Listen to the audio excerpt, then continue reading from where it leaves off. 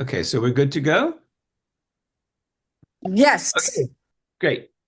Hello to everybody, and thanks for coming. Let me tell you first of all that you should have received a handout that looks like this. That is a few pages. Okay. And this is what we're going to wind up talking about. Not in a predictive way for 2026, but rather how you can work with all of the trends that are mentioned in here. I would recommend that when you have a chance that you print it out and keep it in your work area near your ephemeris. I'm sure everybody has an ephemeris, and if you don't, then what are you doing here tonight? Um, so we're going to be talking about how to work with these trends. I find this information helpful for myself with my client work, especially when clients need specific dates around planning events such as traveling. This will make it very easy for you to just tell at a glance when is Mercury retrograde, when are the stations, when are the eclipses, when are times a little tumultuous during the year. Okay. And it's also helpful to know how far and how fast the planets, especially the outer planets, how far and how fast they move. Um, if anybody has questions as we go along, just stop me. You can either raise your hand and I'll see it, or just feel free to butt in. Just unmute yourself and ask whatever question you want to ask. What all of this includes are the Mercury retrogrades, Venus retrograde, and Mars retrograde. We have to spill over a little bit into 2027, by the way. The stations of the planets, the ingresses for the major planets, and the previous hard aspects in the planetary cycles, and then the eclipses. I'm going to explain all of that as we go along. Okay. Most of you have heard me say this 1,000 times, but I hope that it will sound new for you, even with whatever cough I might have or hoarseness I might have. I've spent the last 6 weeks getting over a cold, but I'm still not over it. So I apologize ahead of time if I hack up a lung. Okay. Uh, so let's start with the easiest one, which is the Mercury retrograde. Not only did I let you know the dates and the degrees of the stations of Mercury, but also when Mercury moves into its shadow and out of its shadow. If you don't know what the shadow of retrograde is, then I will show you. And again, if anybody has any questions, just let me know. This is the first example of Mercury retrograde. So Mercury is moving along at a clip over here, and on February 12th, when it gets to 8 of Pisces, it's going to enter into the shadow of the retrograde. I'll tell you what that actually means in a minute. On February 25th, whoops, we're getting some echo here, and that might be Sorry. Tema. Tema, can you mute yourself, please? Great, thank you. Sorry. That's okay. Sorry. Okay. Can you mute yourself? Did it mute or no? Yeah. Okay. Oth- Otherwise, we're going to get an echo. I'm gonna turn the phone off. Okay. Sorry. All right. So February 12th. Okay. Whoever is not muted, please mute yourself. Okay? Okay, sorry. That's okay. February 12th, Mercury gets to 8 of Pisces and it enters the shadow of the retrograde. On February 25th, it gets to 22 of Pisces and it stations retrograde and then starts moving through the retrograde phase. It's moving apparently backwards. Then on March 20th, it gets to 8 of Pisces again and it turns direct. And then it moves through the shadow until it gets to 22 of Pisces again on April 9th. Okay?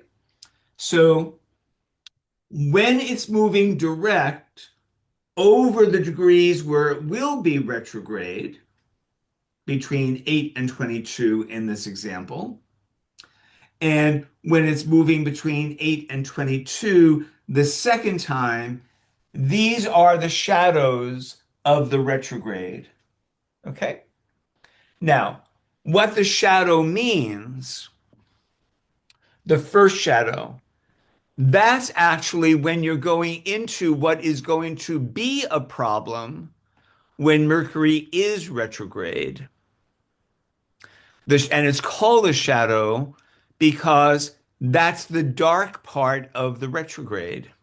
When you're in the dark and don't see what you're getting yourself into. So this is when you might be buying the thing that doesn't work on the retrograde. This might be when you are sending the information that is not getting to the destination on the retrograde. This is the precursor to what will be a problem on the retrograde. So people always curse Mercury retrograde, but what we should be cursing is the shadow because that's when things are getting screwed up. The retrograde just has us realize that they got screwed up. The retrograde is just the awareness. The retrograde is just looking back and saying, oh my God, what did I do? And then the shadow moving forward is when things are settling down and coming to light. Okay. So, what you should be aware of is all three periods, not only the retrogrades. Now, it's also true that when the closer that Mercury gets to the retrograde station, you can, if you've heard people ever use the expression, it feels retrograde before it's actually retrograde. This is what they're talking about. The closer that it gets to the retrograde, the more retrograde the feeling is becoming. So when people, the day or two before the station of Mercury, when people think, oh, it's not retrograde yet, so let me hurry up and do a lot of stuff. That's actually the worst time to do anything because that's when Mercury is not moving. If you have a choice to do something just before the retrograde or during the retrograde, it's actually better to do it on the retrograde because Mercury might be moving in the wrong direction, but it is at least moving in some direction. When it's near the station, it's not moving at all. It's stuck. It's not going anywhere. It's just hitting a wall. Okay. So sometimes the retrogrades can be actually very productive periods. And the way that they will be productive is in any way that you choose to go back and do something over again, to retrace your steps and correct what went wrong, to reorganize, to reread, to reorder, to revisit old friends. One of the reasons why we hear from people from the past during retrogrades, Mercury retrogrades, it's a time to catch up with people from your past. And by the way, if you lose something on a retrograde, it will come back to you. It returns. Sometimes right there and then during the retrograde, and sometimes you have to wait for the next retrograde 3 months later. But if you lose something on the retrograde, it comes back to you. Okay. Um, the same thing will apply to the Venus retrograde and the Mars retrograde. The same idea of the shadows, the retrograde, the shadow moving forward. But with Venus, we're talking about love and money. So if you're waiting for money to come back to you, then on the Venus retrograde, that's when you're likely to get it. Don't forget, though, that if you have to give any money back to repay a loan to a friend or repay the IRS, then they're going to come after you during the Venus retrograde too. So this kind of works both ways. And most of us during a Venus retrograde are in the mood to break up a relationship. Even if you've been married 50 years, you're still in the mood to break up a relationship. But on the retrograde of Venus, if you try to go away to get away, I'm going to get on with my life without you. Venus is retrograde.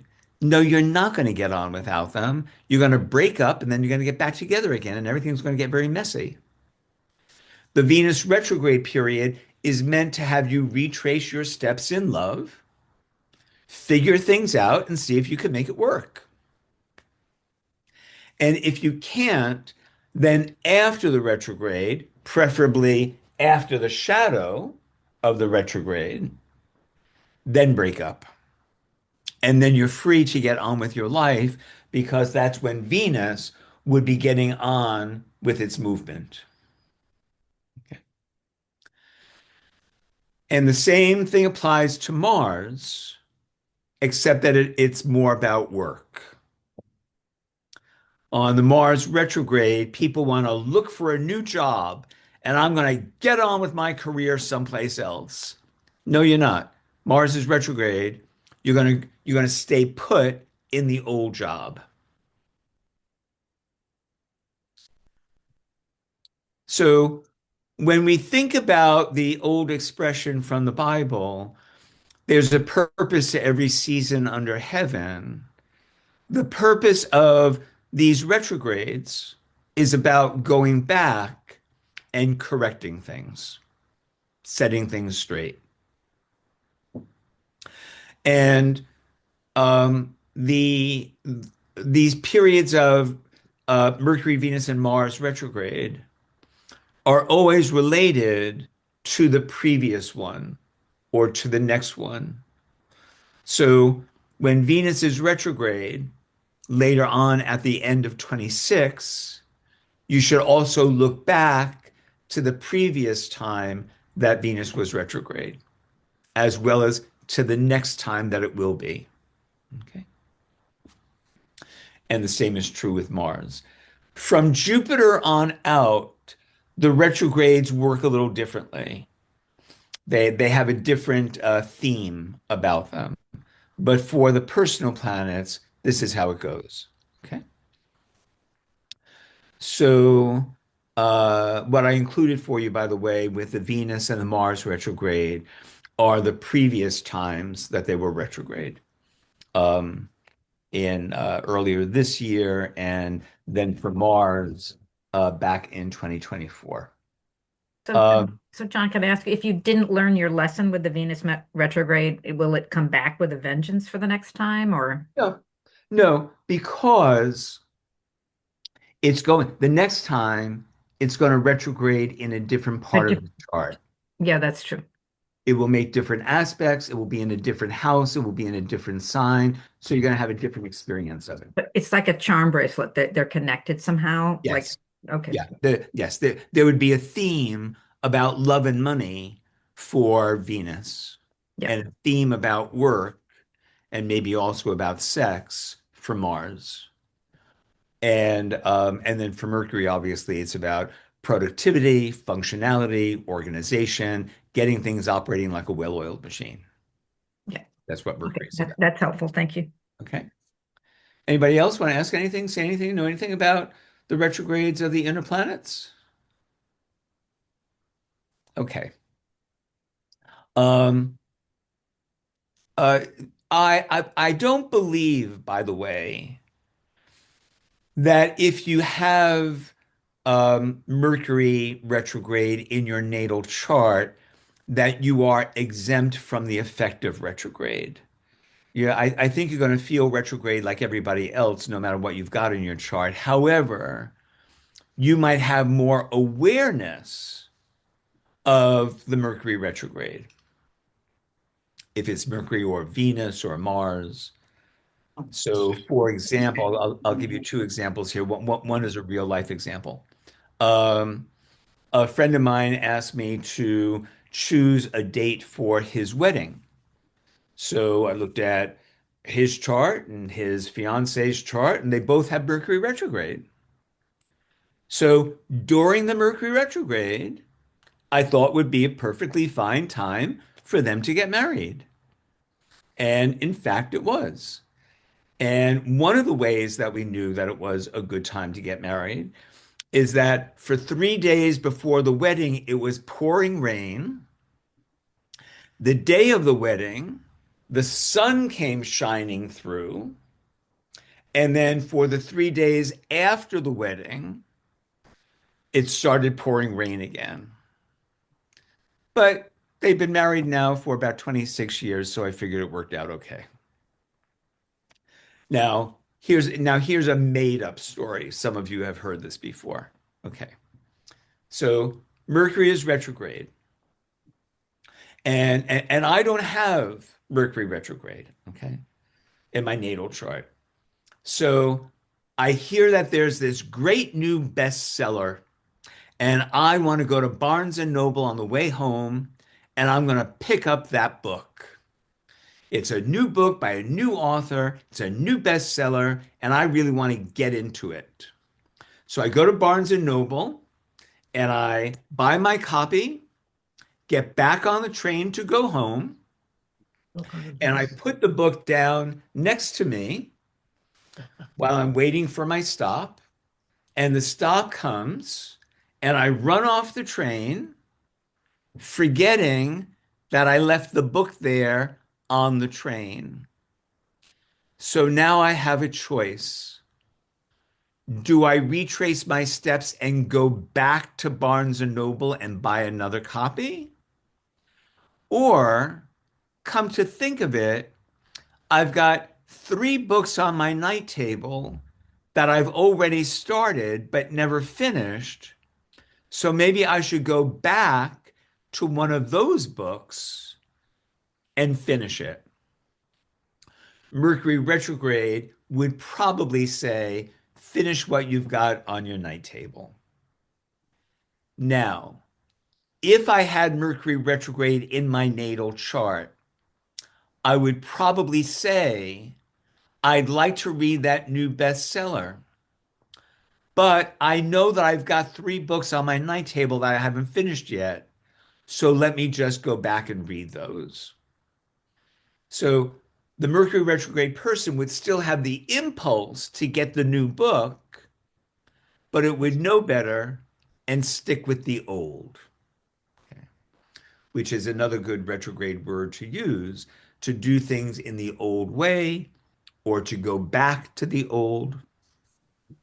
My favorite expression that I use for the retrogrades, especially Mercury, is to regress in order to make progress.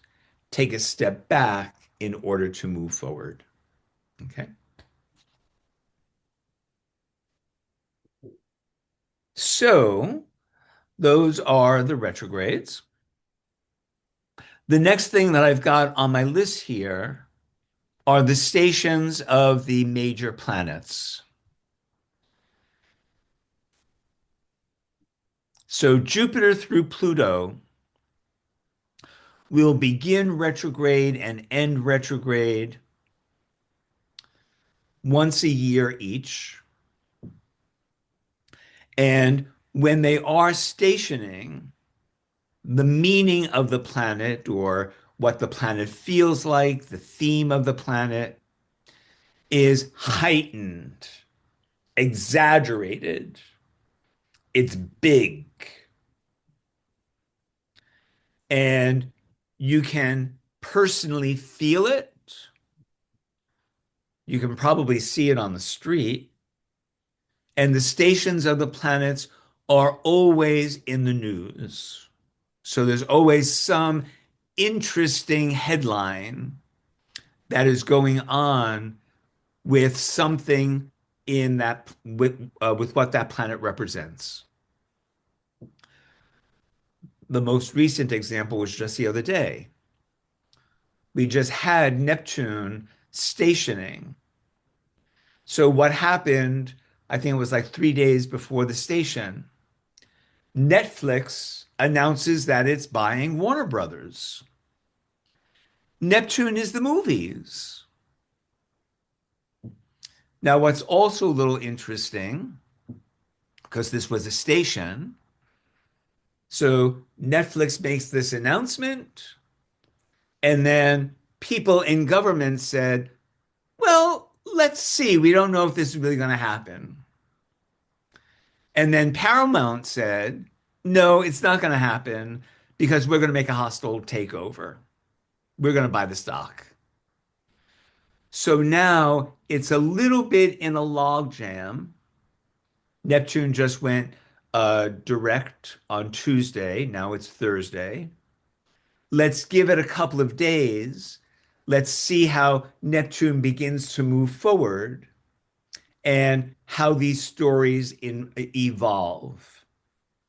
Is Netflix going to push? Is Paramount going to push? Is the government going to get involved? Now we'll see as Neptune moves forward. Okay. Um, so I gave you the dates of when each planet turns stationary direct or stationary retrograde. I gave you the dates and the degrees where that happened. Now, if those degrees are very personal for you, especially in a hard aspect, then you're going to be affected by the station very personally and more dramatically. If you don't have an aspect, then you're just going to feel the station in the house to some degree, but it won't be too dramatic. And when we talk about the station, by the way, certainly leave 3 days before and 3 days after. That's when the station is most obvious or most visceral, most real. But when you develop an eye for these things, which everyone will, the more that you study astrology or into astrology, the more you're just going to develop a natural sense for these kinds of for the rhythms of the planets is really what I'm talking about. You're just going to be aware of the speed of the planet or the lack of speed, which is what the station is. So sometimes people who are very sensitive to the stations will feel them for sometimes a month ahead of time, not usually a month after, because once the planet turns direction, the energy of the planet is moving, similar to what I said about the retrograde of Mercury.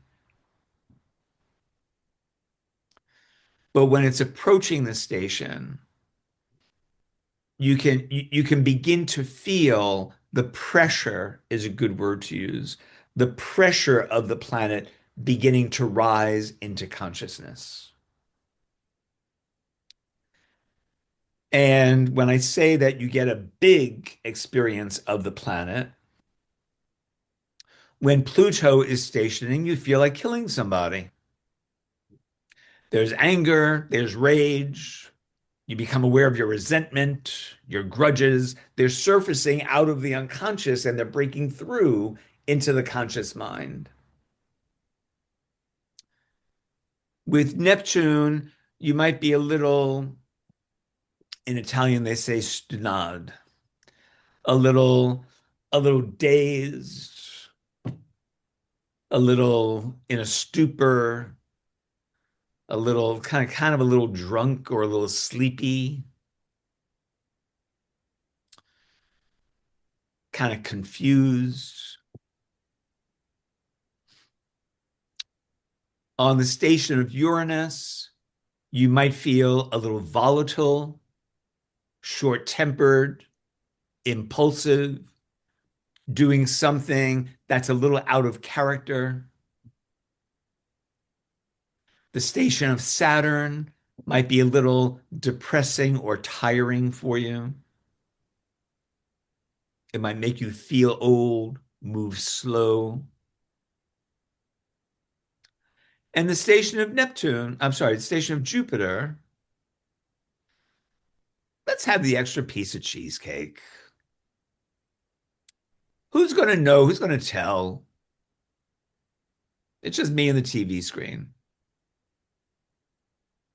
We might get a little excessive, a little indulgent. We might let ourselves go because we're looking to feel happy. Now, again, how personal these feelings might be for you will depend on whether you're being personally hit, especially by hard aspect, by the stations, because that means that you're in the midst of a transit for them. Knowing when the stations are, by the way, will also let you know how fast or how many degrees, how far in the zodiac are the outer planets moving. And Uranus, Neptune, and Pluto never really move that fast. They just move a couple of degrees. Saturn is funny. When Saturn is moving forward, he moves very fast. And when he's moving retrograde, he's moving very slow. An example of that, the right now, as of Thanksgiving, what was that, about 3 weeks ago or so, Saturn turned a stationary direct. So now he's moving forward. And he started to move forward at 25 of Pisces. From now until July, he's going to go all the way up to 14 of Aries. That's a big chunk of time or a big chunk of, of longitude from late November until the middle of July to move that many degrees. So he's going pretty fast right now.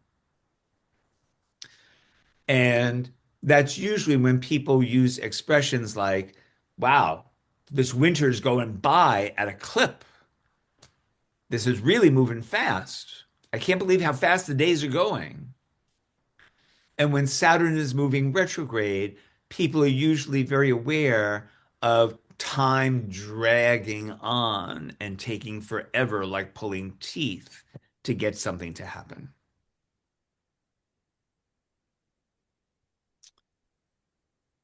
And when Jupiter is moving forward, it's also moving fairly quickly. Okay. So, anybody want to say anything or ask anything about the stations?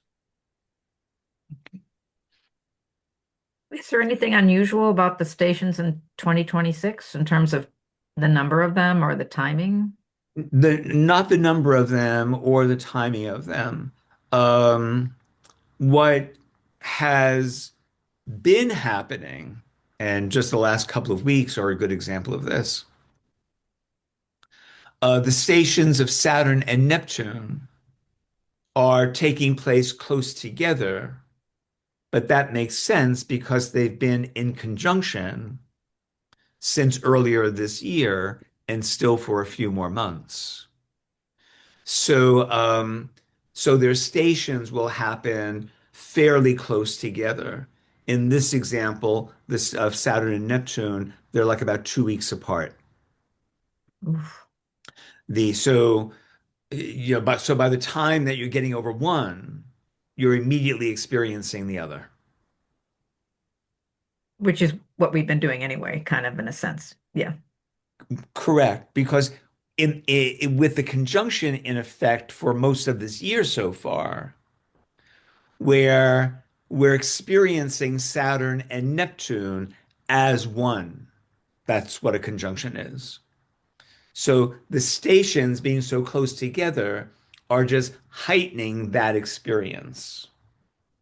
It's just underlining it, you know. And yes, and I was cheating a little bit before to make things a little bit simple by just saying, so Neptune turned direct, and we get news from Netflix buying Warner Brothers. But these companies, of course, are in the Neptune industry, but they are both very Saturn companies. Hmm. Saturn companies are great big corporations. They belong to the world of Capricorn. So we've got these great big companies that are making mergers in the Neptune world. That would be an example of Saturn and Neptune coming together. Another example of how Saturn is playing a role in this. Saturn consolidates things. That's right. That's right. Saturn builds. So, so we have the experience of Netflix becoming even bigger and more powerful by by integrating with Warner Brothers. Mm. Interesting. And um, if you are a movie lover, this I found just in, I mean, this has just been, it's just a few days old, this announcement. But in speaking to people who love the movies, of which I am one, this is really sad information. This is like the end of the movies as we've known it. Netflix is gonna destroy Warner Brothers. But people who particularly of a younger generation, I've asked them how they feel about it, and their experience was it's not a big deal because their reference point is not the movies in the way that they are for an older generation. Mhm. And I don't know I don't really know the ins and outs of this yet, but Warner Brothers would be particularly a Saturn company simply because it's old, it's iconic, it's classic, it's made classic movies. Neptune is a Saturn company only because it's so big. Mm. Um, but there, this might just me being a little bit negative about all of this. But the first thing that I thought of was, hmm, this reminds me of when AOL bought Time Warner, which was a terrible move. It should have been because AOL was about 5 minutes old when it bought an iconic company in Time Warner, when it really should have been the other way around. So it just made Um, me think, is this going to be another example of AOL and Time Warner, which was not a successful merger for either company? I But have a concept, John. I have a thought. uh-huh. My thought is that that if Netflix, if they pick it up, they'll get hit with a tremendous antitrust suit from the people who own I the know. theaters. I And the know. theaters they're big companies, but you don't see their wealth. And they're involved in multimedia companies. Yes. Okay, and if the Warner Company affiliate picks it up, it's the culture within that group of people tends to be intensely creative. Sure. They really emphasize the creative, and that's the two differences I understood. Yes. I agree. You can also trace back the history of the antitrust cases um, in the movie business, and it always involved some major planet with Neptune, Neptune Oh, plus that's another major interesting. planet. That's interesting. Yeah. I'm gonna mute myself here. The antitrust laws went into effect in, I believe it was 1890, I believe, uh, when when Neptune and Pluto came into conjunction. Um, so that's of course, as soon as I heard about this merger, I immediately went to start digging up information about the history of mergers like this. Victoria, do you have a question? Yes. Victoria, you have your Um, so w- what would the orb be when these planets are stationing either direct or retrograde? What orb would we use I would give just a 3-degree orb. for the personal planets as well as the outer planets? Yeah. Thank you. Um, and and I would use more of the hard aspects rather than the soft aspects. Okay. Thank you. Okay. Anybody else want to say anything, know anything about the stations? Um, of course, you should always pay attention. This is another plug for having an ephemeris. Um, Ephemerises will help you know if you are born on a station or if by progression you're experiencing a station. And I'm sure that there's some computer program that will give that to you, but all you have to do is just open the ephemeris and you'll see. It's a lot easier. Okay. So we have a few ingresses um, through this year. And I'm just talking about the major planets. Obviously, the inner planets are making an ingress every month or every other month. We don't feel those as much. But when Jupiter on out goes into a new sign, we do feel it. So I'm sure everyone knows that Saturn has been weaving and bobbing from Pisces into Aries back into Pisces. It just went stationary direct, and it will go into Aries and finally stay in Aries on February 14th, 2026. And in that period, right, either on the 14th or right around the 14th of February, we should see more news, more headlines about Saturn in Aries matters. That might mean war, that might mean gun control, that might mean something new in the construction business. Both Saturn and Aries have to do with construction. There might be some news about entrepreneurs and new businesses that they might be starting.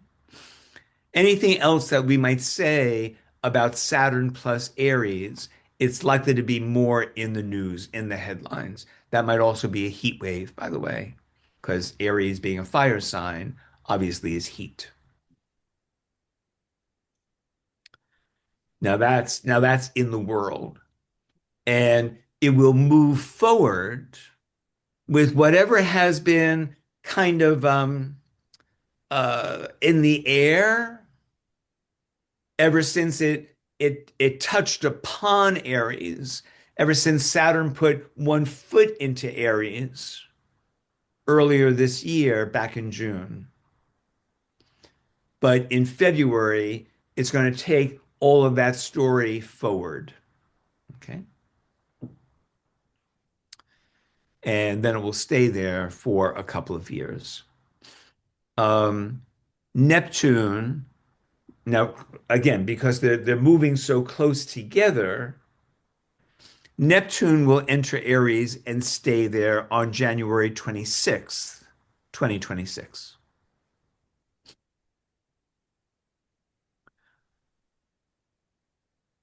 And it's hard to tell, you know, Saturn in Pisces and Aries, Neptune in Pisces and Aries, having them move together. The eclipses have been in the same houses as the as Saturn and Neptune. It's kind of hard to tell which is which. It's hard to kind of tease them all apart. But particularly with what's been going on in the last couple of months about Venezuela, we have a lot of Pisces and Aries stories or buzzwords in the story around Venezuela, in that it's a war that's being fought on the water. It involves drugs. There's a lot of mystery about what all of this is about. A lot of it was hidden, was kept secret. Now it's starting to come to light. All of the whole story began back in September when we had the lunar eclipse in Pisces. That's when the story began. And then 2 weeks after that, we had a solar eclipse at 29 of Virgo. But all of this fall, Neptune has not gotten off of 29 of Pisces. So Neptune has been kind of triggering or influencing the solar eclipse back from September 22nd. So this whole fall, where Venezuela is concerned, is all a very Neptune, Pisces, Saturn, Aries, and eclipse kind of story. I believe that when the planets go into Aries to stay, that we'll have more clarity or more direction about what's really going on, or what will go on. And that's just one version of it. Actually, if you look back the last few months at all of the headlines, they've all been very good. Unfortunately, they've been very good examples of the planets. Pearl, are you going to ask me a question? Just unmute yourself. Sorry. Is it of value to look at the players' charts in these situations to maybe uncover what, the eclipses compared to the big picture, like in Venezuela? Absolutely. Absolutely. And with all of this, do astrologers look forward and try to see what the outcome might be? Not the outcome, but the intensity of a conflict. No, Do you were right people? the first time. Astrologers love to look forward and see what is going to happen. And who's listening? Have you No. been on social media lately? Yeah, well, you go to Reddit and the sky fell already, but yeah. Okay. Yeah, exactly. John? So, Grace yeah, has a question. Grace has a, I just want to finish with Pearl's question. oh, So, sorry. no, no, it's fine, it's fine. So in terms of the players, yes, you would take a look at the chart of the president, the Secretary of Defense, the president of Venezuela, Venezuela. the charts of the United States and Venezuela. So any of the key players, and then of course, if you have the times of the exact times and places of where the attacks are, then you would use those charts too. This now is getting us into what's called mundane astrology, the astrology of world events. Grace, you had a question? Yes, thank you, John. We couldn't figure this out before, so I'm sorry to bring you back to Mars, if that's okay. Sure. Okay, yeah. I have been told with a stationary Mars, I think it's based on Vedic astrology that it tends to be a stationary direct, tends to be a very powerful placement for the Mars. And I was wondering if you agree with that. Um, In the house that it is placed. yeah. Let me see. There are three answers to your question. Well, of course, the rules of Vedic astrology are completely different than what we use in the West. Mhm. But yes, I do know that Vedic astrologies make a very big deal out of the stations. So do Westerners, but Vedic astrologers make more of it.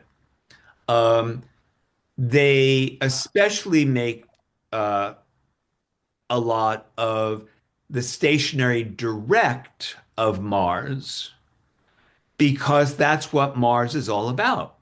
Right. Mars is all about moving forward, Mhm. taking action, getting on with things, picking up speed. That's the nature of Mars. So the station direct of Mars is more Marsy. It would be almost like saying for those couple of days, they're like a couple of Mars in the sky, you might say. And it would be very powerful, not only in terms of world events, but on the personal level, just put it into whatever house it's taking place in and whatever aspects it might be making. Now, the reverse of that is that the retrograde station of Mars is seen as being more negative. I'm speaking especially in Vedic astrology, in Western also, but again, it's more dramatic in Vedic because stationary retrograde is the opposite of what Mars is about. Mars is a forward moving planet. It's antithetical for him to move back. Mars is about the future. Retrograde is all about the past. So it's very contradictory to what Mars is. It's almost like making Mars very angry and it weakens or debilitates Mars. It's almost like having like the aspect Mars square Saturn in the way that that aspect Saturn always has a way of slowing Mars down, which obviously Mars does not like. That's what it feels like, that kind of frustration. And again, put it in your chart. What house is it in? What sign is it in? Is it making any aspects? And then you'll see where the personal effects of it might Right. be. Okay. Thank you. And Juanita, I think you had a question. I was wondering when Saturn and Neptune dabbled into Aries, could that have been around the time of the Charlie Kirk assassination and the upheaval in the country? Was that more Uh, Uranus or?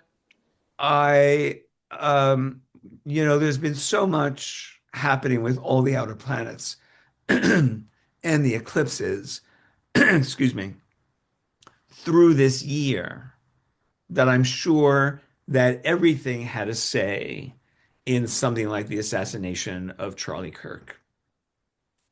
Um, but right now, my head is not on that timeline, so I can't answer you. I can't answer the Okay. question. But I would just say yes, simply because I think every major event of this year has been due to Saturn and Neptune leaving Aries, leaving Pisces, entering Aries, leaving Aries, going back into Pisces, It just and, feels like and, that. and we have yet to get to Uranus. Victoria? In looking at the ephemeris that John has guided us to purchase, No, um, I didn't guide. I insisted. that yes, you are a teacher and you deserve credit. So I think he was killed on September 10th, Juanita. Yeah, it was. Um, Saturn went retrograde at 29 degrees on the 3rd of September. Um, Neptune went retrograde at 1 degree of Aries on the 2nd. Yeah.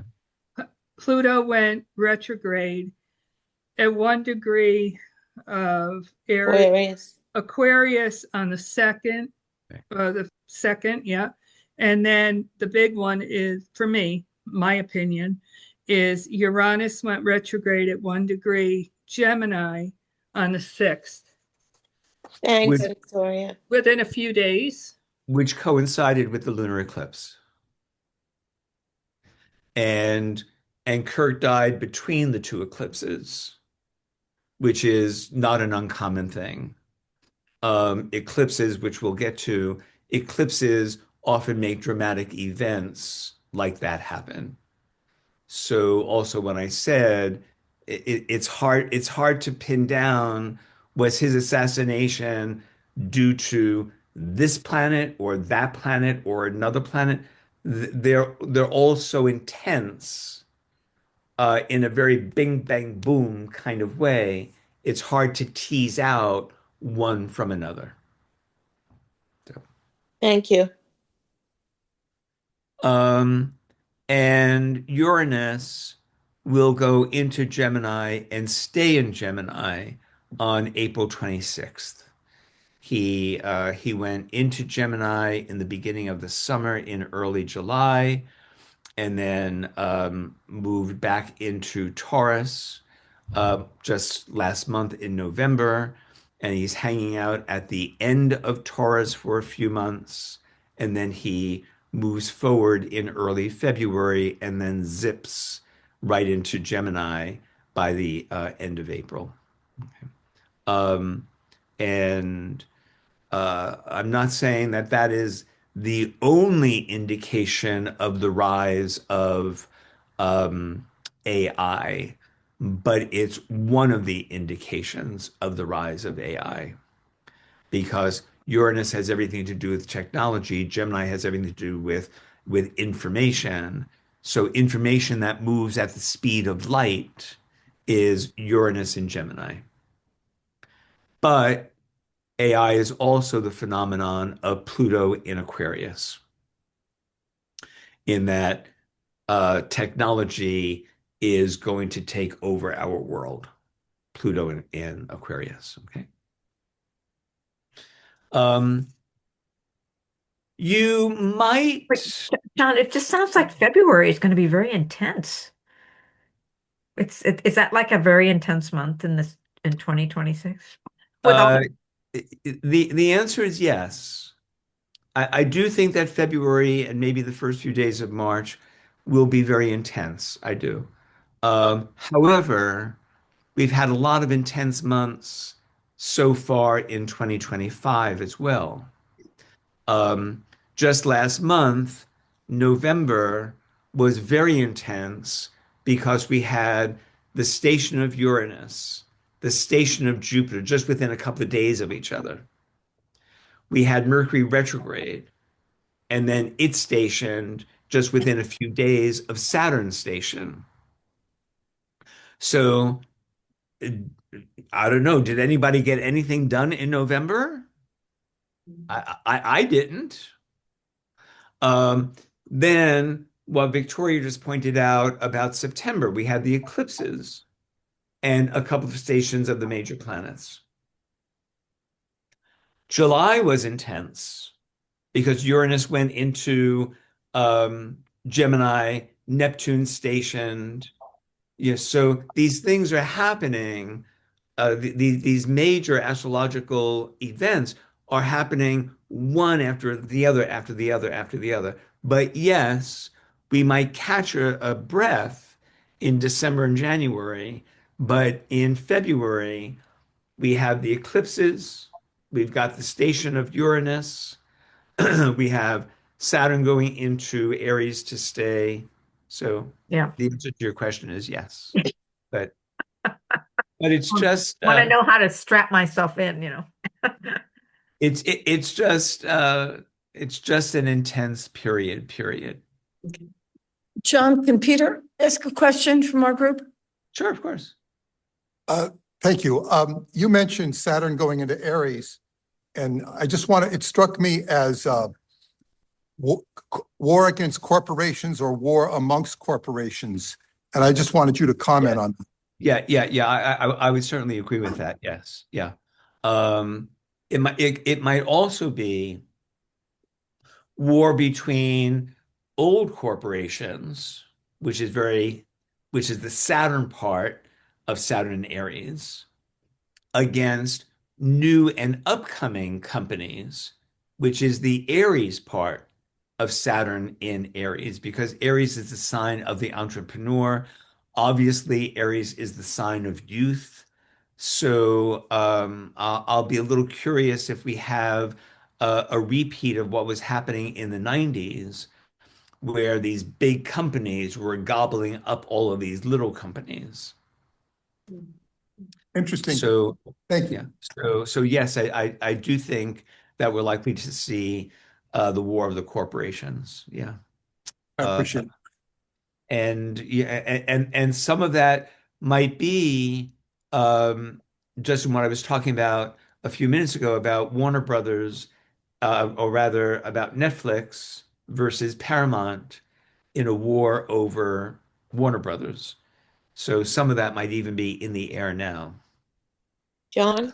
Well, just let me say this, Juanita. One of the things that the stations also do is give kind of a precursor of what's going to happen when the planets move forward. I should say the direct stations are often a precursor for what's going to happen as the planet is moving forward.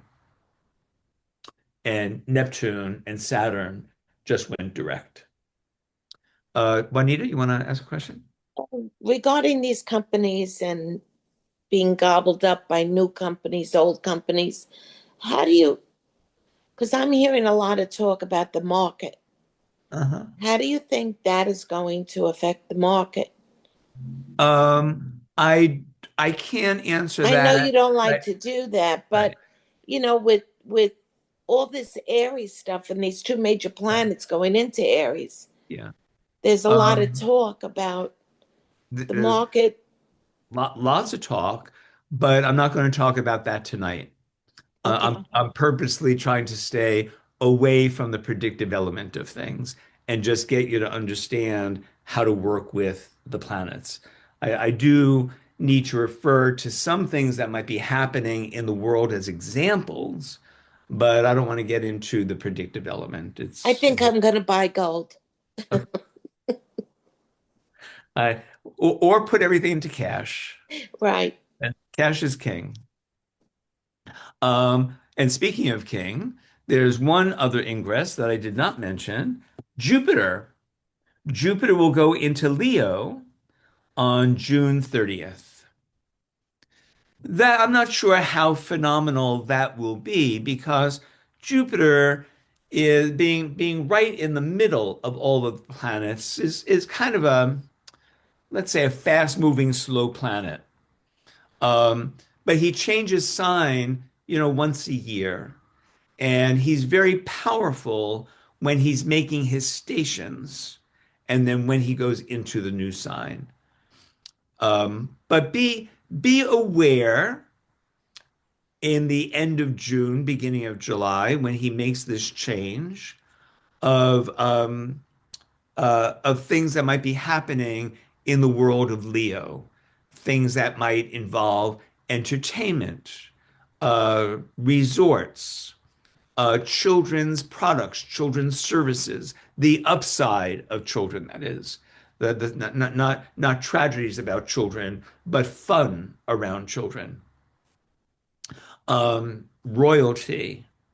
There might be some interesting things that happen within the royal families, not just in the UK, but royalty all around the world.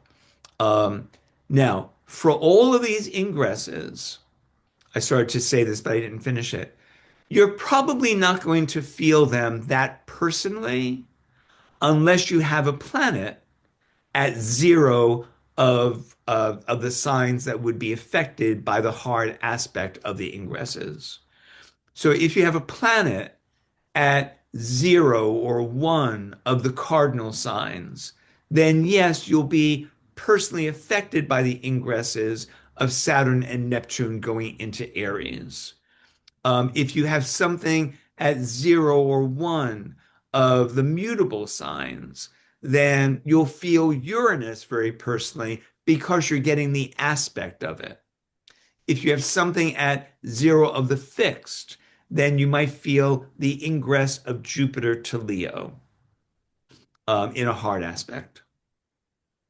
And, and I've been saying all night, hard aspect, hard aspect. This is not to say that the soft aspects are meaningless.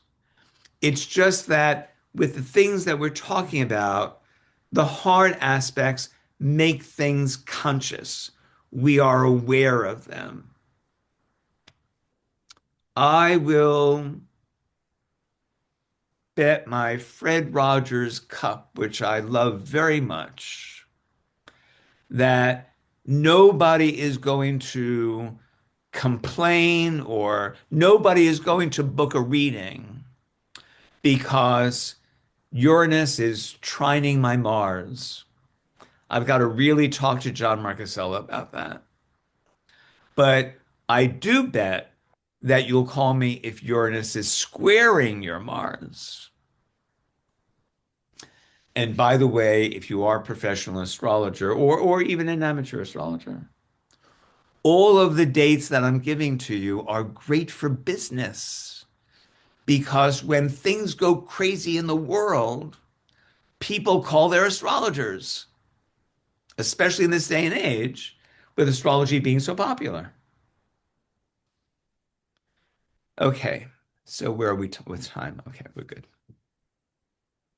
Now, in speaking about hard aspects, I make mention of it at this point because if you are being affected in a personal way by the transits of Saturn through Pluto, you should look back to the earlier version of having a hard experience of these planets. So here's what I mean. Pluto is moving through the early degrees of Aquarius these days. In the course of this year, next year, around 3 of Aquarius, 4 of Aquarius, 5, maybe up to 6 of Aquarius. So go back in your ephemeris for when Pluto was moving through those degrees of Scorpio. 3 of Scorpio, 4, 5, 6 of Scorpio. Now I gave you the dates, so I'm making this easy for you. Pluto moved through those degrees between October of 1984 and September of 86. In that 2-year period, Pluto was moving through 3 to 6 Scorpio, and whatever was happening for you then, if something was happening for you then you're getting another version of it in the course of the coming year. Jason, are you going to ask me a question? Well, that's when I got my job in New York, so I feel like it's at the end of my job. Could it be like a conclusion to something, or it could, right? You just have to look back and see what the Sure. deal was. It could be something began and now something's going to end. Yeah. It could be that it's a replay of events. Back then I had this kind of relationship, and now I'm having the same kind of relationship all over again. Yeah. You look What? back at what happened, and then you have to figure out how that Correct. is affecting Correct. whatever the Correct. dynamics are now, right? Correct. And the thing most to take into account is that there is a difference in a hard aspect. So back then, if you had a planet in Scorpio, you were having the conjunction, but now you're having the square. Mm, yeah. Back then, if you had something in Taurus, you were having the opposition. Now you're having the closing square. And the nature of the aspects, a conjunction, a square, an opposition, is going to color the kind of experience that you have now in relation to what was happening 40 years ago. Yeah. No, that makes sense. But the themes are the same. Yeah, The themes are the same. definitely. Yeah. Okay. Thank you. And if you yeah, if you're not having a Pluto transit right now or back then, you may very well be scratching your head and wondering, I don't remember anything big going on back then in the mid 80s. But if you were having a Pluto transit then and a Pluto transit now, you'll know what I'm talking I about. do. I certainly do. I'm scared, John. You don't have to be scared. You're going to buy gold. What? You don't have to be scared. You're going to buy gold. Yeah. Neptune was moving through early Capricorn um, in a very similar period because remember, Neptune and Pluto for many, many, many, many years are always moving together in a sextile.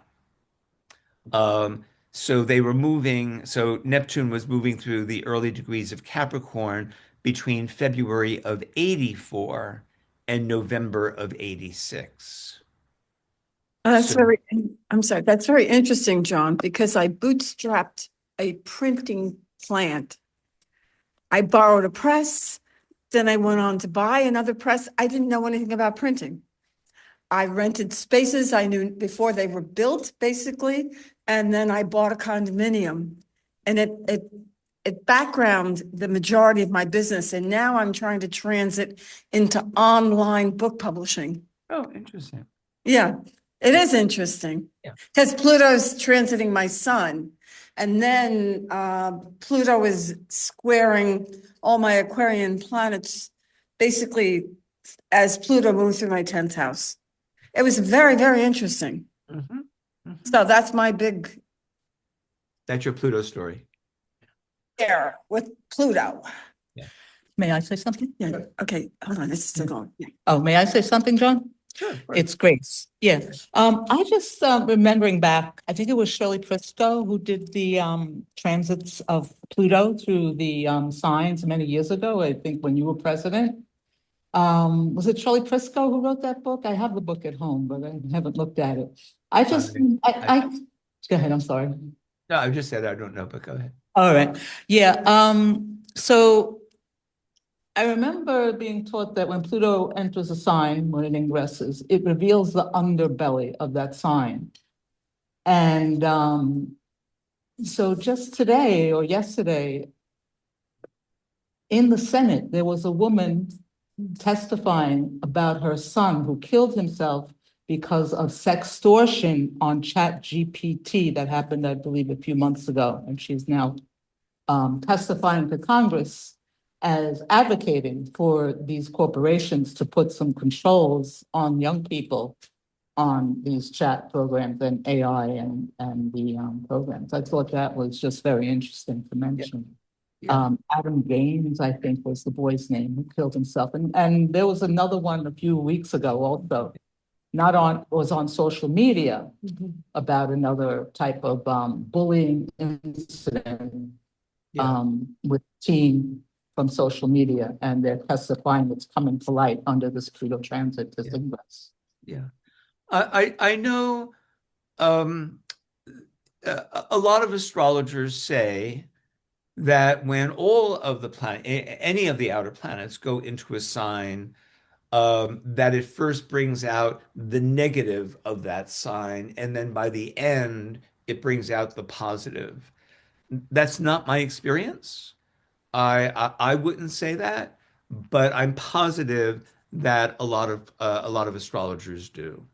Um, and it has to do with that idea of critical degrees and the early critical degrees, 0, 1, the sign is new and unfamiliar. And then by 28, 29, then we've become acquainted with the sign, or the planet has become acquainted with the sign, so it tends to bring out the positive. You can look that's something that is worthwhile looking at. Um, but it's not what I see. But I know that a lot of astrologers do. Um, but that does remind me to say something that I forgot about the ingresses. If we could just roll back to the ingresses for a minute, whether it's in world events or whether it's in our personal lives, when an outer planet goes into a sign, then there is usually something that kind of closes out that sign when the planet leaves. So when a planet is at 0 of a sign, we might get a lot of news about what that sign is about. And then by the end of that planet in the sign, then there's something shutting down about it. And that would be in world events as well as in our own lives. Um, if you're getting a Uranus transit, as Uranus is moving through the early degrees of Gemini, if you look back to when it was in the early degrees of Pisces, this was between the spring of '03 and the end of '04. So those of you who are having Uranus transits will resonate with something from that time period.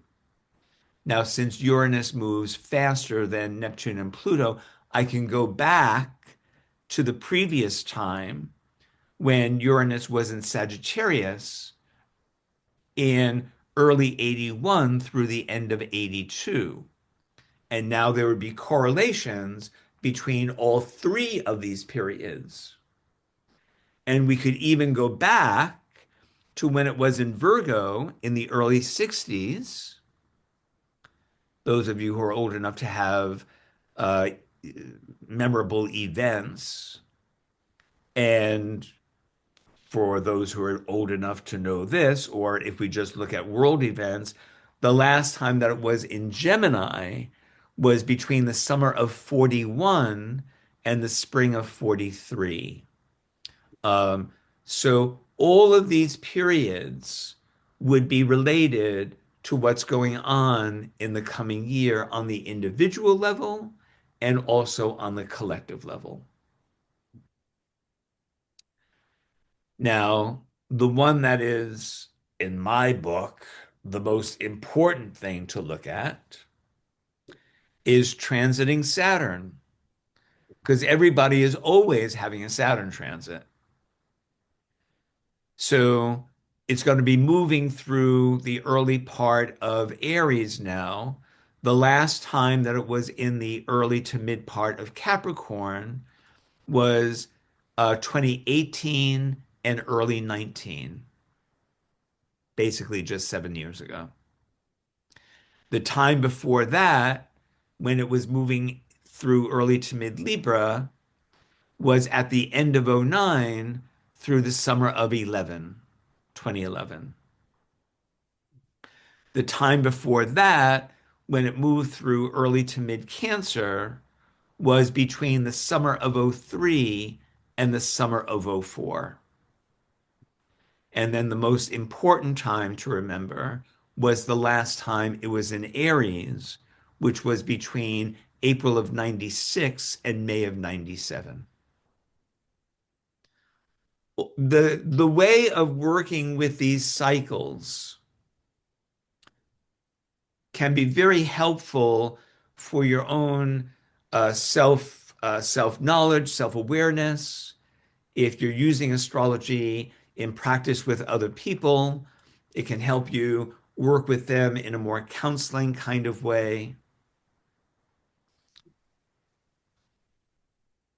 And I find that particularly working with Saturn, that people can relate very easily to that. So just this afternoon, for instance, I was reading for somebody who is going to have Saturn moving through his second house. He's a man in his 50s, in his early 50s, and basically Saturn in the second house by transit means you're going to be starting a major new project. It's going to cost you money. It's going to be all about being true to yourself, living by your values, and you might be having to make separations with those that you have outgrown. Anything that is of value, second house. Well, if it's lost its value, Saturn says, dead weight, get rid of it. Less is more. So now he's right at the brink of this transit. So he only has a little bit of information about it. So I said, to help you understand what's coming up in the next couple of years for you, let me take you back 30 years to 1997. And I gave him the times. And I said, do you remember anything important at that time? And immediately he was able to say, that's when I came out. I was in my early 20s. My parents disowned me because they're born again Christians, and they refused to pay for my education, so I never finished college. I had to go out and get my own job. And because that job became so successful, I never went back to college. So, what does he have in mind to do in the next couple of years? Finish his degree. Um, so that's a very literal example. But when you look, but the whole point of Saturn is having literal examples because Saturn makes things real. So I find that it's always the easiest one to work with. John, when did Saturn go into Pisces? Now it's leaving Pisces, but when did it first go into Pisces? About 2 years ago, well, almost 3 years ago now, it went in the early part of 2023. Okay, thank you. Okay. And if you really want to work with Saturn, the time before the 90s that it was in Aries was between the spring of 67 and the spring of 68. So again, whether it's in collective events or your personal lives, those years in the 1960s, the 1990s, and now are all related to each other. So, John, in the 67, I gave birth to my daughter. In 97, she gave me my first granddaughter. There you go. Yep. So let's see what happens within your family when Saturn goes into Pisces now. Yep. I hope it's the same. Okay. So now we've got the eclipses. So I gave you in this list the eclipses from last September, a few months ago, and the eclipses coming up this winter at 28 of Aquarius and at 12 of Virgo. And then I gave you the eclipses that will take place in the summertime at 20 of Leo and 4 of Pisces. So, um, of course, when we're talking about the eclipses, this is like a 5 hour workshop that I'm going to condense into about 15 minutes for you. My um, this this is my invention. You're not going to find this on the internet, so don't go looking for it. I call this the eclipse period. It's a 6 week period, usually 6 weeks. It can be longer. Um, so you have, let's say, a new moon and then a lunar eclipse and then a solar eclipse and then a full moon.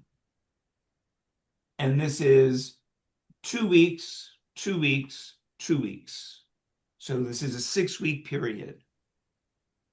And and it could happen in reverse order, by the way. It could also happen in the form of a full moon, a solar eclipse, a lunar eclipse, and then a new moon.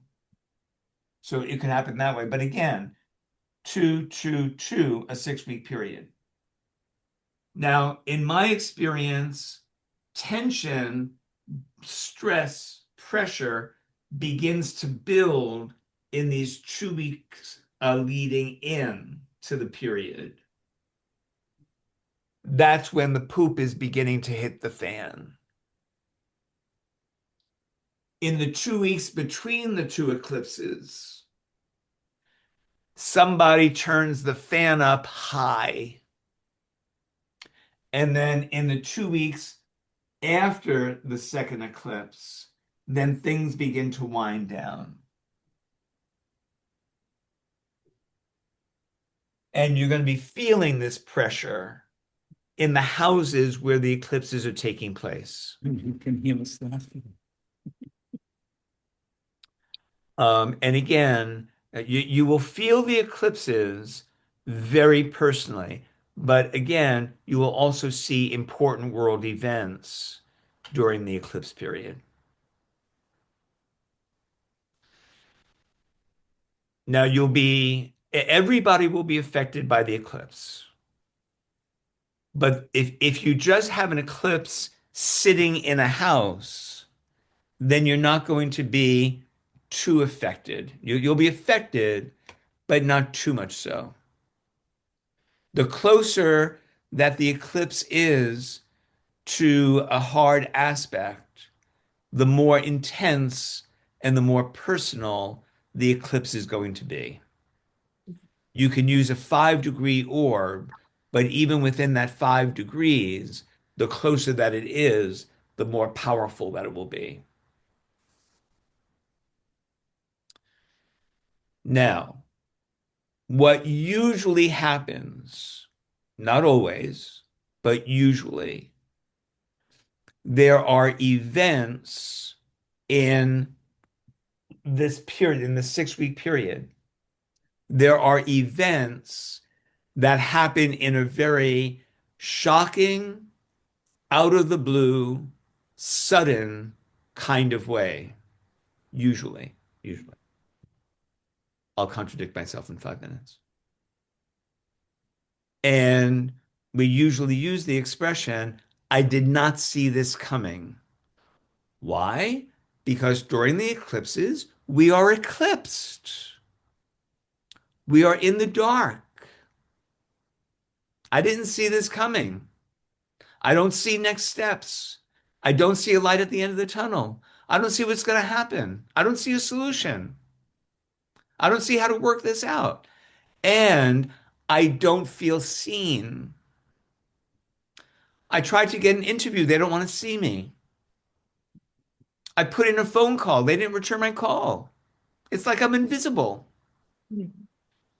All of us are in the dark to some degree. Now, to be neat about this, but eclipses are never neat. The solar eclipse puts us into the dark by not revealing information. There's a lack of information, and we don't see. Lunar eclipses are TMI, too much information. So much so that we are blinded by so much information. And because I'm blinded, maybe in emotional shock, I'm not able to proceed. The best advice when you're in an eclipse is wait and see. Wait, dot, dot, dot, and see. Wait until this period is over, let things settle down, and things will come to light. And then you'll be able to make clearer, more rational, logical choices. But in the eclipse period, you're going to feel impulsive, reactive. Eclipses belong to the moon, so you're going to feel like a lunatic. And in your lunacy, you might think it's a good time to make a decision, but because you're a lunatic, it's not. Now, every once in a while, the eclipses come and go, and I felt a little pressure. I was anxious. I was a little impulsive. I was a little on edge, but I didn't get any blinding events. But those degrees of the eclipses stay hot like a landmine. And when there is another planet, usually the sun or Mars, that makes a hard aspect to those degrees, bam, something goes off.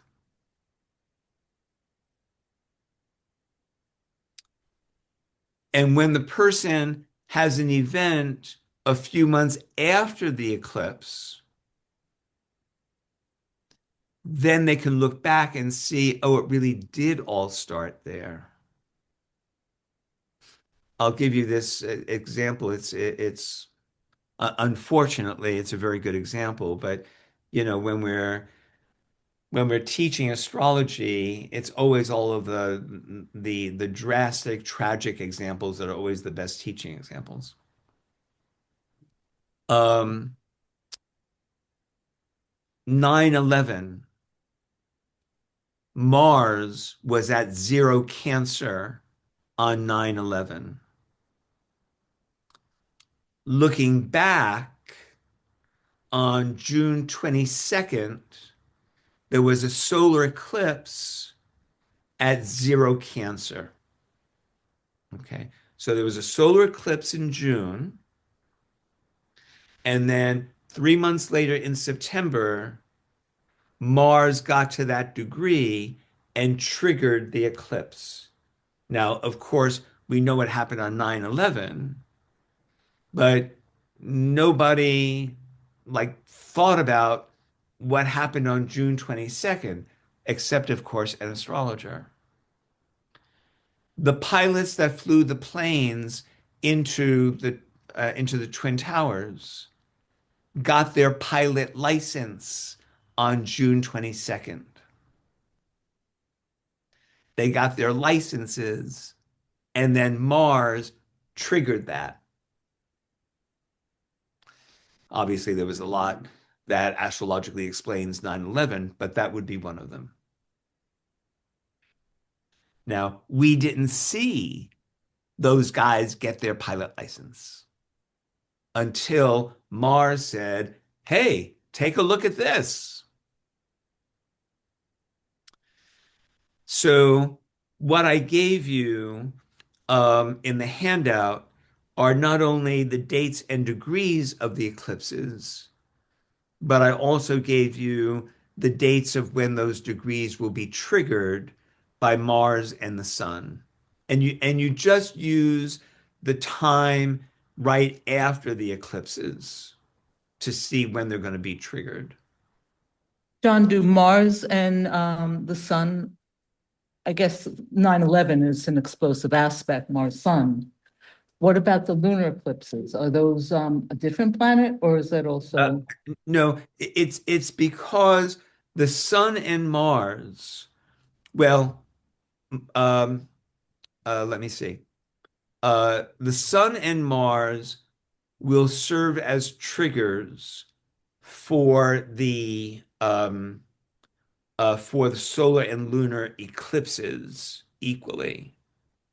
But the difference between Mars and the sun is Mars is a trigger planet because he's so action oriented. The sun serves as a trigger because it's the sun's job to bring things to light, to have us see things. So that's why we use Sun and Mars.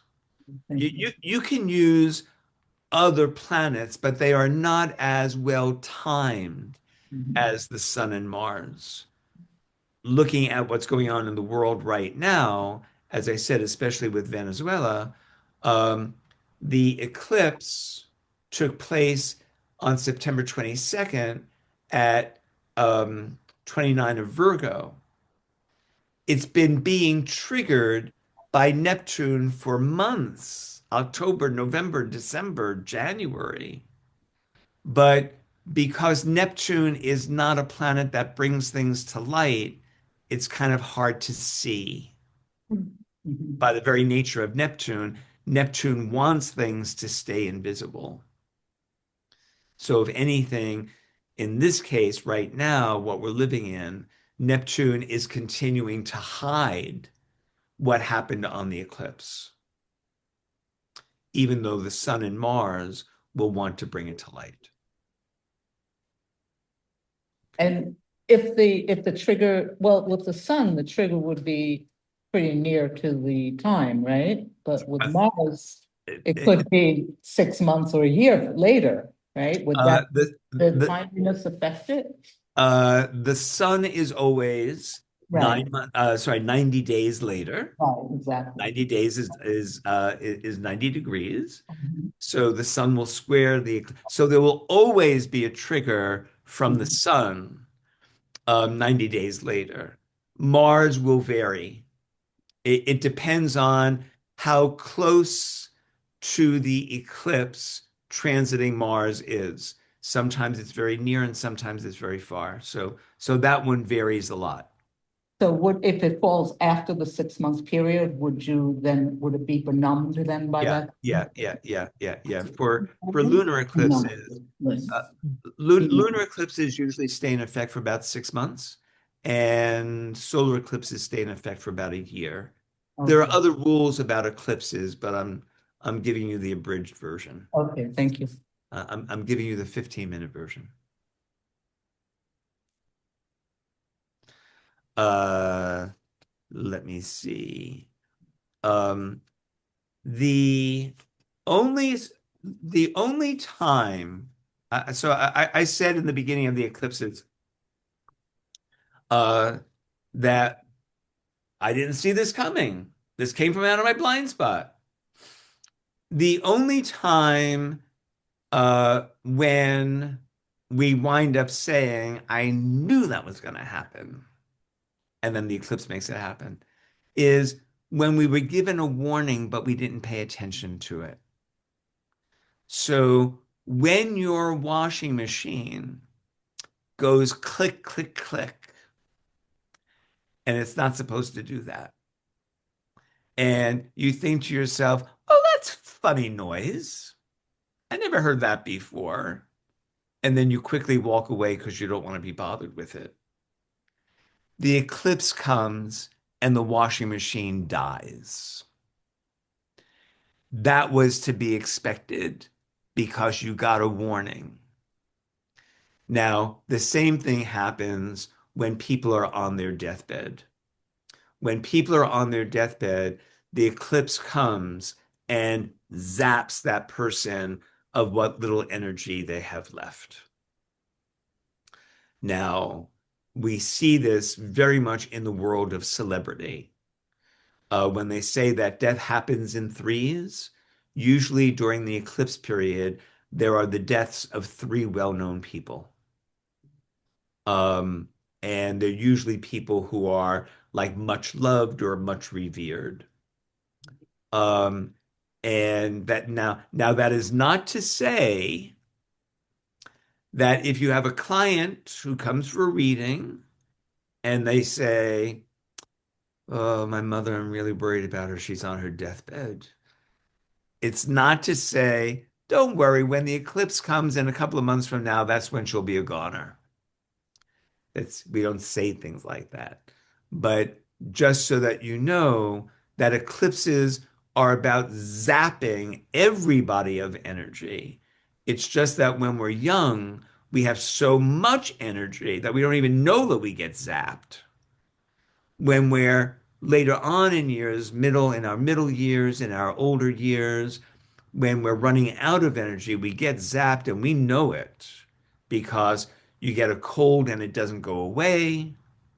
Eclipses always, actually, whether you're young or old, eclipses are always bad for sleeping. Either you can't get to sleep, or you can't stay asleep, or you have dreams that wake you up and then you can't get back to sleep because eclipses want to turn things upside down. They turn night into day and day into night. Again, because they are of lunacy.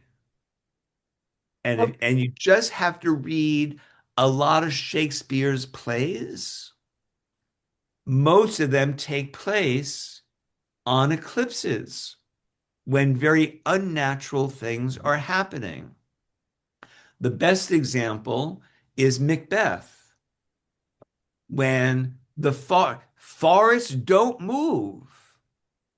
But how is it that the forests move from here to over there? And that was taking place on an eclipse. And obviously, the whole story of Macbeth is very much about unnatural acts. John, how soon before the eclipse do you feel the sleepless nights and 2 weeks. 2 weeks. 2 weeks? Yeah. This.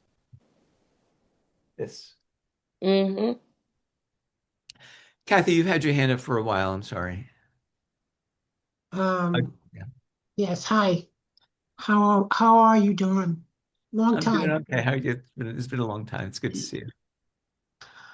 You kept mentioning that you gave out a handout, and I don't know, I didn't get it. So, We'll make sure you get it. okay, thank you. I'm using this as we age, and I've had many classes on the John. Many. He's the best. Kathy, this is Jamie. I sent an email out to everyone who registered online at about 1 o'clock this afternoon, and it would come from jamie.forbes@mac.com. I could have wiped it out. What is Oh, it that's from? okay. I'm just telling you, I sent it. Okay, Jamie, what? We'll resend it, okay, but it's Under that name, Jamie? jamie.forbes@mac.com. John will resend it to you. I thought maybe it'd be easy, but don't worry, you'll get it. Okay, John will make sure. Yeah. Thank you. Yeah, we'll take care of it.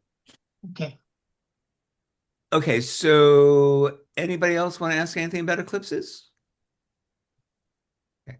They are they're really in predictive astrology, they are really important on the personal level and on the collective level. Um, so I can't emphasize enough how important it is to work with the eclipses. I just gave you a taste, just a bit of example. As I say, we could do like a 5-hour workshop on this.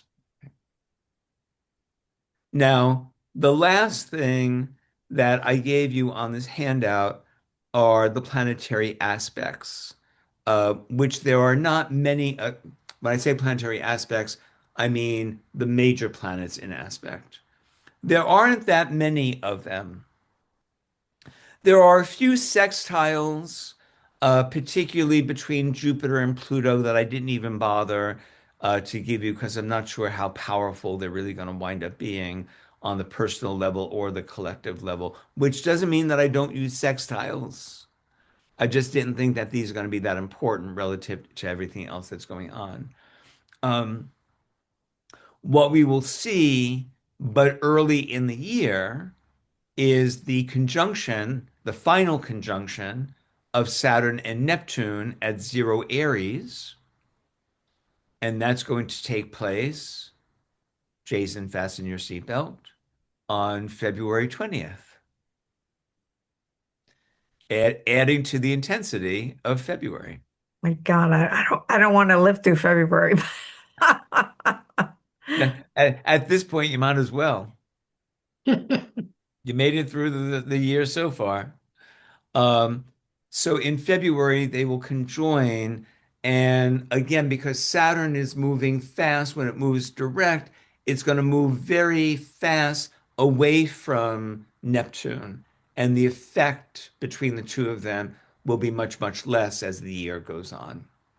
Um, the other aspect that I think will be important and kind of interesting is a trine, and that would be the trine between Uranus and Pluto in the air signs.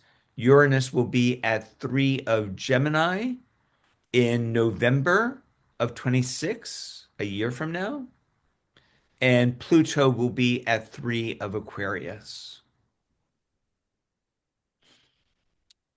So I suspect that that's when AI will take over the world. It's very noteworthy that what was announced, I think it was actually announced last night, but it was on the news this morning, is the person of the year from Time Magazine, which is always it's always interesting to see who they put on their cover for that. It's the person uh, who they say is the most influential. Sometimes it's an individual, sometimes it's an entire country. Um, but they put forth the architects of AI as being the most influential people of 2025. So I just thought that during this time of Uranus being in the final degrees of Taurus and Saturn and Neptune being in the final degrees of Pisces and Pluto being in the early degrees of Aquarius, that the architects of AI would be kind of um, elevated to such a visible position. But that's where we are. Pearl, are you going to ask me a question? I have a question. So if we were to look at AI, would we look for the date of the introduction of ChatGPT? I mean, you can't go back, you could go back to like 1999 or something, or even further back. The answer to your question is yes. If you can locate the actual day, what words you want to use? The announcement of AI, the inauguration, the initiation of AI, um, when there was the first announcement made that this is now in effect, or if we can use the expression, the day that they flipped the switch on for AI, Yeah. then I, then that would be what we would use. We would or the use, day that it was introduced to the public on the yeah, internet. That yeah, is the first. yeah, So, John, is AI ruled by Aquarius? yeah, yeah. Well, So how do you feel about that being an Aquarian? Uh, well, there are two kinds of Aquariuses. Aquarius is the myth of Epimetheus and Prometheus, and Prometheus has the gift of foresight, and Epimetheus has the gift of hindsight. So some of us Aquariuses are always looking back, and some of us are always looking forward. I just want to say one thing as an Aquarian, 0 degrees. I find it unusual that they personified AI. Yeah, Okay, that this was a is big mistake. monumental. This is like personifying AI is intense for me. That was a big mistake. There are a lot of the original person who won the Nobel Prize for it was really upset with the fact that they, made it like a person and with Well, voices and hallucinations, just using those words. But yeah, but by honoring okay. it, they personify it. And I think it's a larger sense of person. As an Aquarian who does look forward and understands back, I'm not particularly, I find it interesting. I use it as a tool, but I don't care about it after that. I have a client who named her AI. She refers to it as Celeste. Oh, that's so fun. They become I did a quick search, and the formal birth of AI is 1956, Really? Dartmouth Conference. Well, what do you consider the birth? What's the concept that was employed and then utilized and put to work? Because I doubt it's on a computer. That's where you have to define what is the initiation of things. Okay. So you're sometimes dates like that just indicate that there's a green light to start working on the project, but it could be Okay. years and years before the project ends. So it depends on how you define That's when what the the beginning term is. artificial intelligence Yeah, was coined. yeah. Oh, So that's interesting. Okay. um, for what it's worth, Neptune was at zero Scorpio that year, and Pluto was getting up to zero Virgo. So we had a lot of changes of signs in 1956. Chinese year of the monkey. Um, there was something else I wanted to say about that, though. Oh, I think before anybody is allowed to use AI, I think it should be mandatory to watch the movie 2001: A Space Odyssey. That has to be. Um, and um, and there was something else I wanted to say, but I forgot. So, Jason. So, John, Um, I know so you can be predictive, but with all these aspects that are coming up this year, what would be your advice just in general? Like, is this an unusual year? Is it a year of new beginnings because of all the Aries, or I mean, it really relates to your birth chart, so there's that, but just overall, is there any sense? well, um, I don't have any brilliant advice to give generally. I'd have to see what's going on in your chart, but I think everybody should stay calm That's and good advice right there. and whatever helps you stay calm. Whether it's a yoga class or whether it's a shot of whiskey, I think people should just stay calm. And buy gold. Uh, um, and try to resist. I say this partly because of how do I say this? Aries and Gemini, and Aquarius to some degree too, but Aries and Gemini are they're such reactive signs. They're spring signs. So they're always looking to like fire things up. And of course, it is fire and air, which Yeah. is a very fiery combination. You find that combination of Aries and Gemini in the charts of people who have ADHD a lot, Oh, really? Interesting. um, which obviously is a condition that it's kind of always bouncing around. And starting and stopping and starting and stopping. It's very reactive kind of condition to have. So and it's not exactly, Aquarius is not exactly cool as a cucumber either. It's a sign of electricity.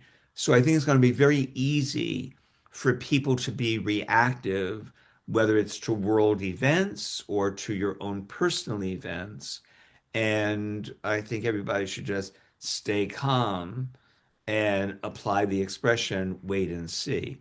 But remember, you're hearing this from somebody with a Capricorn moon. The best moon placement. That's true. It is true.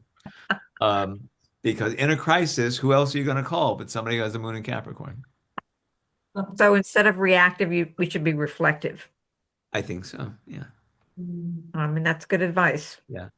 And particularly with the news being what it is these days or what it isn't these days, that also will make it very easy to be reactive. So, and I'm not sure that any of us know what we're reacting to. Mm. So that I agree. so that would be my advice. Well, I want to thank you, John.